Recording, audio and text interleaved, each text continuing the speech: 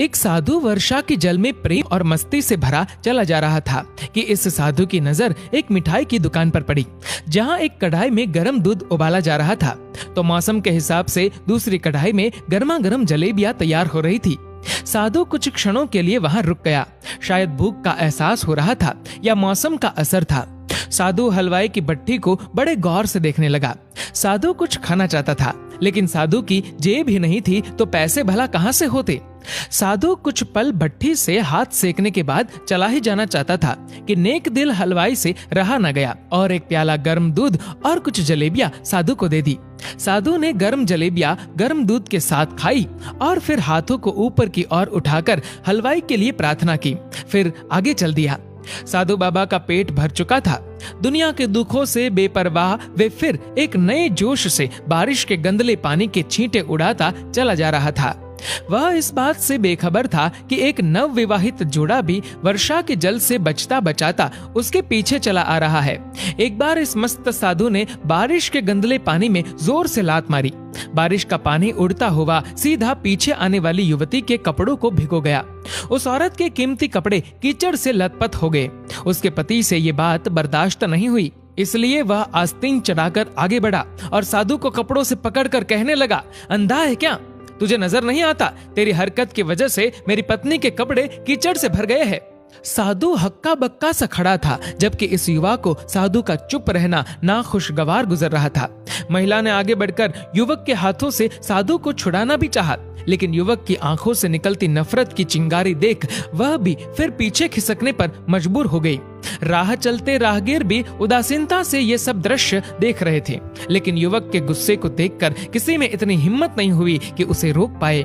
और आखिर जवानी के नशे में चूर इस युवक ने एक जोरदार थप्पड़ साधु के चेहरे पर जड़ दिया। बूढ़ा मलंग थप्पड़ की ताब ना झेलता हुआ लड़खड़ाता हुआ कीचड़ में जा गिरा। युवक ने जब साधु को नीचे गिरता देखा तो मुस्कुराते हुए वहां से चल दिया। बूढ़े साधु ने आकाश की ओर देखा और उसके होठों से निकला, वाह मेरे भगवान, कभी गर्म दूध जलेबियां और कभी गर्म गर्म थप्पड़, लेकिन जो तू चाहे मुझे भी वही पसंद है। ये कहता हुआ वह एक बार फिर अपने रास्ते पर चल दिया। दूसरी ओर वह युवा जोड़ा अपनी मस्ती को समर्पित अपनी मंजिल की ओर अग्रसर हो गया। थोड़ी ही दूर चलने के बाद वे एक मकान के सामने पहुंचकर रुक गए। वह अपने घर पहुंच गए थे। वे युवक अपनी जेब से चाबी निकालकर अपनी पत्नी से हंसी मजाक करते हुए ऊपर घर की सीढ़ियां चढ़ रहा था। बारिश के कारण सीढ़ियों पर फिसलन हो गई थी। अचानक युवक का पैर फिसल गया और वह सीढ़ियों से नीचे गिरने लगा। महिला बहुत जोर से शोर मचाकर लोगों का ध्यान अपने पति की ओर आकर्षित करने लगी, जिसकी वजह से काफी लोग तुरंत सहायता के लिए युवक की ओर लपके, लेकिन देर हो चुकी थी। युवक का सर फट गया था और कुछ ही देर में ज्यादा खून बह जाने के कारण इस नौजवान युवक की मौत हो गई। कुछ लोगों ने दूर से आते साधु बाबा को देखा तो आपस में कानाफूसी होने लगी कि निश्चित रूप से इस साधु बाबा ने थप्पड़ खाकर युवक को श्राप दिया है, अन्यथा ऐसे नौजवान युवक का केवल सीढ़ियों से गिरकर मर जाना बड़े अचंभे की बात लगती है। कुछ मनचले युवकों ने ये बात सुनकर साधु बाबा को घेर लिया। एक युवक कहने लगा कि आप कैसे भगवान के भक्त हैं, जो केवल एक थप्पड़ के कारण युवा को श्राप दे बैठे। भगवान के भक्त में रोष व गुस्सा हरगिज नहीं होता। आप तो जरा सी असुविधा पर भी धैर्य न रख सके। साधु बाबा कहने लगा, भगवान की कसम, मैंने इस युवा को श्राप नहीं दिया। अगर आपने श्राप नहीं दिया तो ऐसा नौजवान युवा सीढ़ियों से गिरकर कैसे मर गया? तब साधु बाबा ने उन सब से एक अनोखा सवाल किया कि क्या आप में से कोई इस घटना का चश्मदीद गवाह है? एक युवक ने आगे बढ़कर कहा, हाँ, मैं इस सब घटना का चश्मदीद गवाह हूँ। साधु ने अगला सवाल किया, मेरे कदमों से जो कीचड़ उछला था, क्या उसने युवा के कपड़ों को दागी किया था? युवक बोला, नहीं, लेकिन महिला के कपड़े जरूर खराब हुए थे। साधु ने युवक की बाहों को थामते हुए पूछा, फिर युवक ने मुझे क्यों मारा? युवक कहने लगा, क्योंकि वह युवा इस महिला का पति था और यह बर्दाश्त नहीं कर सका कि कोई उसकी पत्नी के कपड़ों को गंदा करे, इसलिए उस युवक ने आपको मारा।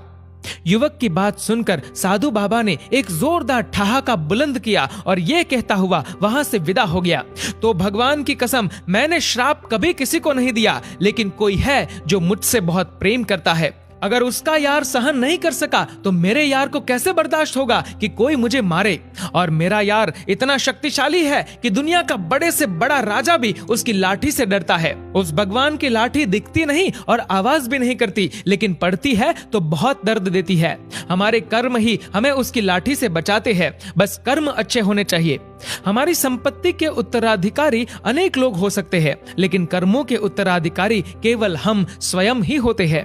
दोस्तों, इस वीडियो को लेकर आपकी क्या राय है नीचे कमेंट करके जरूर बताएगा। और अगर आपको ये वीडियो अच्छा लगा हो तो इस वीडियो को लाइक करेगा, शेयर करेगा ज्यादा से ज्यादा लोगों तक। और ऐसे ही और भी इंस्पिरेशनल वीडियोस के लिए सब्सक्राइब करें हमारे यूट्यूब चैनल को और फेसबुक पर फॉलो करें हमारे पेज को। धन्यवाद।